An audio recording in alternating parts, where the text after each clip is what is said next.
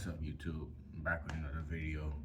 Today I'm going to be talking about basically the things and habits I've been keeping track of to basically uh, increase my net worth from when I started, like, I think in January, literally the beginning of this month. I started investing heavily and saving money the most rigorously I've done in like my entire life. So I'm gonna just give you all the pointers I kind of like focused on in life and this half of the year in order to like change around my perspective on saving money and everything.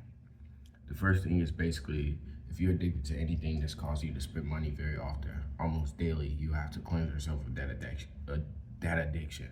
So basically, whatever you're doing on a daily basis that's causing you to spend money, whether it's like some type of addiction to drugs, uh, addiction to like some type of TV show that's like causing you to have to keep paying a reoccurring subscription or something like that. Just, anything that's not productive in a way that's making you money, anything that you're spending money on a daily basis, you have to cleanse yourself of that addiction, whether that's snacks, like literally going out to eat all the time. These things are like addictions that people don't realize they're addicted to. It's just like normal and reoccurring, so you want to keep doing it over and over. The next thing, which is my second point, is learn to invest the money you're making from your 9 to 5 or day job. One simple strategy can literally change everything. So you just have to really stick to it. Learn. Literally, YouTube got so many videos on how to like invest, proper strategies and things like that. And if you don't want to go to YouTube route, you can always like hire a financial advisor, somebody that can like give you those pointers and everything.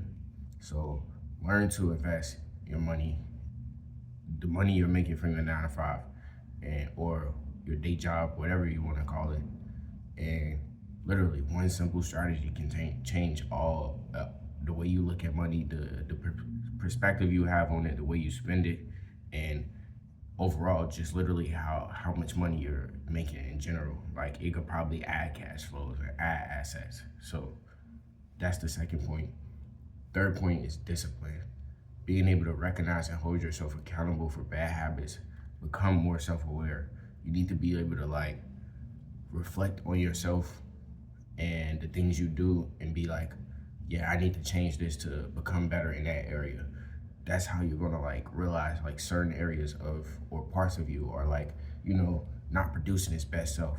You need to be able to be self-aware. Being self-aware is literally one of the best things ever. Like a lot of people confuse overthinking with being self-aware. When you're actually self-aware, you're going to tend to think about a lot of stuff and have like many thoughts, but that's just you trying to push out your best self.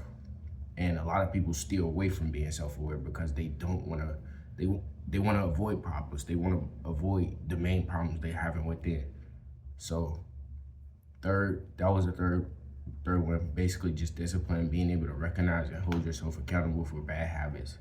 And especially if those bad habits are affecting the good habits. So just start becoming more self-aware. And my fourth point would be make money and forget about it. And what I mean by this is basically after learning to like invest and build that compound interest, you gradually need to start. After learning to invest and build that compound interest, you gradually start to realize after distributing your compensation to the right places and giving your money enough firepower, it starts to work for itself. And as long as you stick to those strategies you have set in place, you won't have to pay close attention to it. So basically, as long as you keep sticking to whatever strategy you have, like whether it's investing into like one simple stock and it's like increasing over time, you'll start to realize when you give that one simple strategy enough firepower, it'll start to work for itself. You won't have to pay too much attention to it if you're one of those people that's like, okay, I don't really like investing. And one thing I have noticed is a lot of people start off not liking it, and then when you indulge yourself into it, over time, you start to find fun within it. That's kind of what I did. If I do say so myself, I kind of like started, and then I realized like this is actually fun. Saving money is fun. Like watching my money build its own like base and like keep building through that. It's like fun. That's the new fun for me. So a lot of people confuse saving money and investing. They think it's just hard and it's just something that's never gonna like be fun or anything like that. But knowing that you can build that future for yourself and everything will always be something that's relieving and give you that sense of comfortability. Even though I did say comfortability is a drug, I I do think you should always like look at everything in moderation.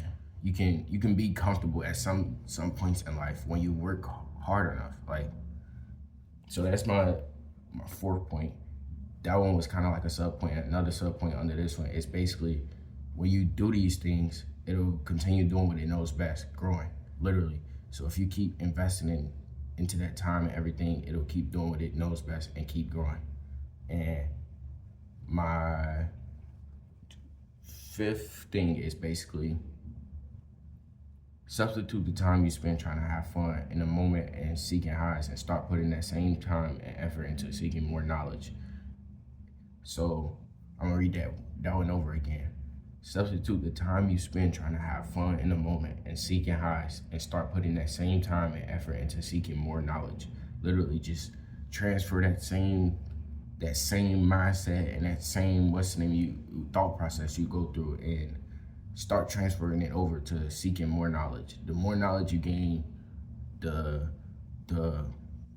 I would say the more knowledge you gain, the more you start to like not questioning stuff that don't need to be questioned. You start getting that clarity on things that you used to think like, dang, am I overthinking about that? Am I overthinking about this? You start gaining that clarity, and it just becomes something that's like a no-brainer. Like gaining knowledge from the right people, and like start really researching and thinking about these things, man. That's my fifth point. Sorry, I'm looking off the notes right now. I really needed to write these down because I knew this would be a good video. So on to my sixth and last point. This kind of like strings into the last one too as well. So I'm like basically be piggybacking off that. The quick thought process you go through before making a big purchase or something that you know could avoid it or you know wasn't a necessity. Transfer that same thought process over to reinvesting the money and building a safety net for yourself. So basically that quick thought process before you go buy the newest Jordans or that new pair of shoes that you just wanted like for a while, and you just like, oh, I just need to hurry up, impulse buy. It's just like transfer that same thought process, how quickly you made that decision, transfer that over to reinvesting in yourself. A lot of people confuse investing and stuff like that and saving money as like something hard to do, but if you can go spend money fast, you need to be able to invest money just as fast. Like it's like literally it's like back to back. If you're gonna be able to like spend money just as fast as doing something, you need to be able to reinvest that same money. You need to be able to go through that thought process and it become a no-brainer. Like, oh, I just want to invest. Like literally, it's so simple.